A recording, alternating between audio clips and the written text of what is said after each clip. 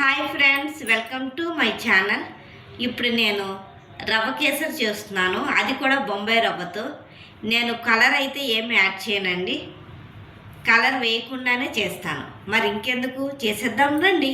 Stove on చేసుకుని stove మీద ఒక గిన్నె పెట్టుకుని మనం ఇందులో కొంచెం నెయ్యి వేసుకోవాలి.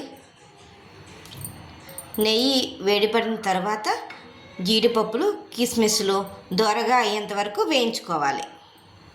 ఇప్పుడు మనం ఇందులో జీడిపప్పులు వేసి దోరగా వేయించుకోవాలి. జీడిపప్పులు దోరగా వేగిన తర్వాత పక్కన పెట్టుకుని కిస్మిస్లు వేస్తున్నాను. కిస్మిస్లు కూడా పక్కన పెట్టుకున్నానండి. ఈ నెయ్యి గిన్నెలోనే మనం బొంబాయి రవ్వ తీసుకుని దోరగా వేయించుకోవాలి. బొంబాయి రవ్వ దోరగా వేగిపోయింది. ఇప్పుడు నేను దీన్ని వేరే గిన్నెలో పెట్టుకుంటాను. ఇదే గిన్నెలో నేను 1.5 గ్లాసు నీళ్ళు తీసుకుంటాను. ఇప్పుడు సగం గ్లాసు నీళ్ళు వేస్తున్నాను. యాలకుల పొడి, నేనైతే ఇందులో బెల్లం వేస్తున్నాను. ఎవరికి ఇష్టం వచ్చినట్లు వాళ్ళు పంచదార కానీ బెల్లం కానీ వేసుకోవచ్చు. బెల్లం కరిగిపోతుంది. మేము తీపి తక్కువ తింటాము, అందుకే బెల్లం కొంచెమే వేసాను. మీరు తీపి ఎక్కువ తినేటట్టయితే బెల్లం కానీ పంచదార కానీ ఎక్కువ వేసుకోవచ్చు.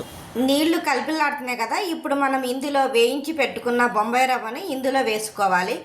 బొంబాయి రవ్వ వేసేటప్పుడు గరిటెతో కలుపుతూ ఉండాలి, లేదంటే వండలు వండలు అవుతుంది.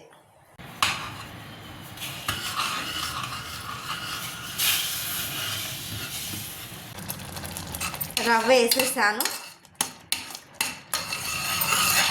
ఉండలు లేకుండా అయింది.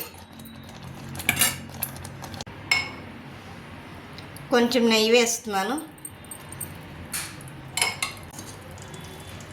అలాగే వేయించి పెట్టుకున్న జీడిపప్పు కిస్మిస్లు కూడా వేస్తున్నాను. రవ్వ కేసరి రెడీ అయిపోయింది. ఇప్పుడు మనం స్టవ్ ఆఫ్ చేసుకుందాం. రవ్వ కేసరి రెడీ అయిపోయింది, తిందాం. మీరు కూడా రండి.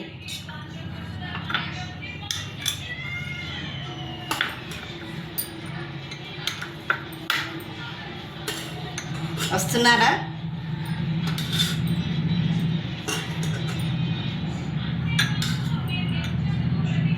త్వరగా వచ్చేయండి.